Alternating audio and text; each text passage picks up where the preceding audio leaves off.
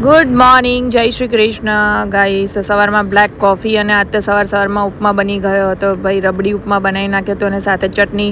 પછી તો આપણે ભાઈ ગાર્લિકની વાવણી કરી દીધી હતી. જોઈએ કેવું ગાર્લિક ઉગે છે. અને આ ભાઈ 10 વાગે ઉઠીને ઇન્સ્ટુ એને ઉઠાડ્યો. એ ભાઈ તો જાતે ઉઠે જ નહીં.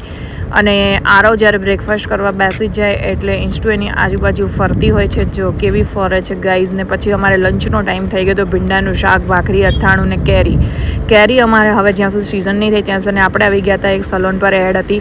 પછી આજે તો સ્ટુડિયો પર બહુ દિવસે આવી હતી તો મારા સ્ટુડિયો પર ચા બનાવીને ઇવનિંગમાં ઘરે આવી ગયા. ને ઇવનિંગમાં મારું સ્વાગત કોણ કરે તમને? કાલું અને ધોલું.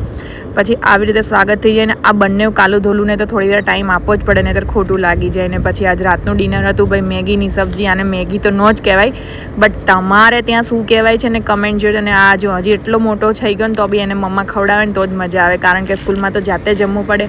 એક ટાઈમ બાળકને પ્યારથી જમાડવું જ પડે તો એને હેપીનેસ થાય. ને પછી વધારે ખવાઈ ગયું હતું ભાઈ એટલે આપણે દોડવા માંડ્યા રોડ ઉપર ને ચાલવા નીકળી ગયા.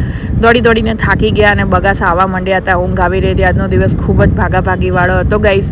તો ભાઈ મન તો ખૂબ જ ઊંઘ આવી રહી હતી ને થોડી વાર રેસ્ટ કર્યો રોડ ઉપર. ખીચડી ખાધી છે તો છું તો કર. હવે ખીચડી બનાવી દીધી બ્લોગમાં જો આ શું કરે છે તો છુમા કરવાનું છે. હાલો છું કરો. છુમા કરો.